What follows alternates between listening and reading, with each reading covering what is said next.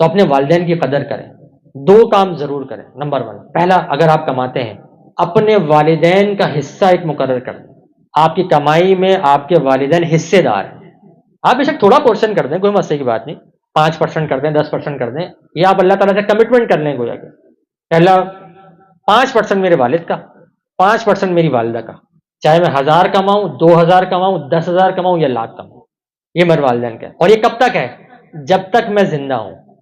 والدین زندہ نہیں، جب تک میں زندہ ہوں. مطلب اگر میں زندہ ہوں تو اپنے والدین کو یہ دیتا رہوں گا، چاہے ان کو ضرورت ہے یا نہیں. یہ بھی ذہن میں رکھیے گا، ضرورت ہو یا نہ ہو اپنے والدین کو دیتا رہوں گا.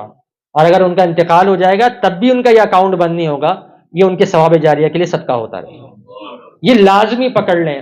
میں آپ کو گارنٹی دیتا ہوں، آپ اپنے رزق میں ایسی وسعت دیکھیں گے، ایسی برکت دیکھیں گے جو آپ نے پہلے کبھی نہیں دیکھی.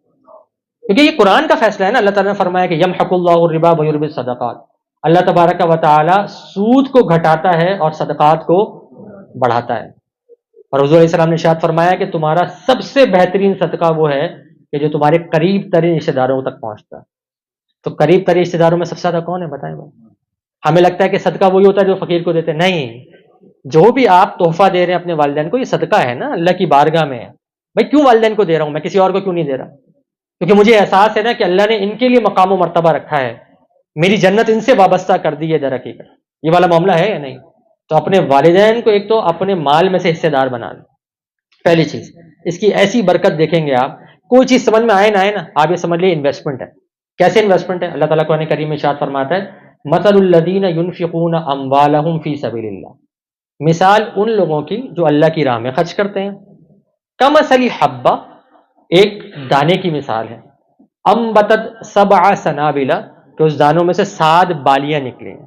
آپ لوگ ماشاءاللہ پنجاب سے تعلق رکھتے ہیں تو سمجھ رہے ہوں گے کہ میں کس طرف اللہ تعالیٰ نے یہ اشارہ فرمایا ہے کہ وہ ہر دانے سے کیا نکلی ہے؟ 7 بالیاں نکلی ہیں.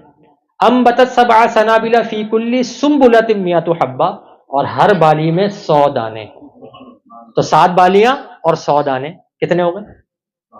700. یہ کیا بیان فرما دیا ہے؟ اللہ تعالیٰ فرما رہا ہے کہ اگر تم میرے ساتھ انویسٹمنٹ کر لو گے نا تو میں تمہیں گارنٹی دیتا ہوں کتنا ریٹرن ملے گا. ROI کتنا ہوگا اس کا، ریٹرن آف انویسٹمنٹ؟ 700 ٹائمز، 700 گنا. مذاق بات نہیں بھائی، کسی دنیا کی کوئی اسٹاک مارکیٹ بھی اتنا ریٹرن نہیں دیتی ہے. آپ گولڈ کا کاروبار کر لیں تب بھی اتنا ریٹرن نہیں، ٹھیک ہے؟ آپ زمین خرید لیں تب بھی اتنا ریٹرن نہیں ہے. 700 گنا. اچھا پھر آگے کیا فرما رہا ہے اللہ تبارک تعالیٰ؟ کیونکہ وہ ایسا مالک ہے نا جس کے خزانے میں کوئی کمی نہیں. فرماتا ہے یہ تو اعلان ہو گیا نا 700 گنا. واللہ یضاعف لمن یشاء. اللہ تعالیٰ جس کے لیے چاہے گا اس سے بھی زیادہ عطا فرمائے گا. اب یہ والی جو بات آتی ہے تو آپ کو بس اللہ پہ توکل رکھنا ہے، کیونکہ ہماری کیلکولیشن ہمیں یہ بتا رہی ہے کہ یار صدقات میں مال جا رہا ہے تو کیلکولیٹر بول رہا ہے مال کم ہو رہا ہے. سود میں مال آ رہا ہے، کیلکولیٹر بول رہا ہے مال زیادہ ہے. لیکن اس کائنات کے بنانے والا جو ہر ایک کو رزق فراہم کرنے والا ہے بولے نہیں، میرا اصول مختلف ہے. اگر تم میرے ساتھ انویسٹمنٹ کرو گے تو مال بڑھے گا، اور تم دنیا کے ساتھ اگر انویسٹمنٹ کرو گے غلط طریقے سے تو تمہارا مال گھٹ جائے گا. اچھا اگر صحیح کہیں نا تو یہ دنیا کے رول کے مطابق بھی صحیح ہے. میں ذرا سمجھاتا ہوں. بھائی جو اللہ تعالیٰ کی راہ میں دیا ہے آپ کو ایسا لگ رہا ہے وہ ختم ہو گیا، نہیں، ختم نہیں ہوا. اگر آپ صرف پیسہ لے کے اپنے بیڈ کے نیچے رکھ لیں وہ پیسہ بڑھے گا کیا؟ نہیں. آپ بولیں گے پیسہ بڑھانا ہے تو انویسٹمنٹ کرنی پڑے گی. انویسٹمنٹ کہاں کرنی پڑے گی؟ جو سیف ہو، سیکیور ہو، بااعتماد ہو اور ریٹرن بھی اچھا دیتا ہو.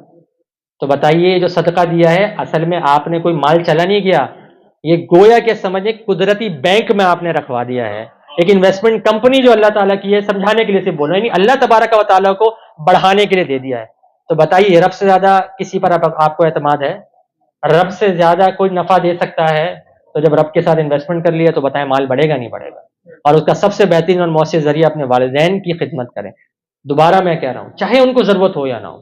ہم یہ دیکھتے ہیں کہ اگر ان کے پاس پیسہ نہیں ہے تو ان کو پیسہ دے دیں، نہیں، آپ ان کو بس دیں. کیونکہ آپ یہ سوچیں بھائی ان کو ضرورت ہے نہیں، مجھے بہت ضرورت ہے پیسے کی، تو میں انویسٹمنٹ کروں گا تو پیسہ ملے گا نا در حقیقت. بات سمجھ رہے ہیں؟ پہلی چیز.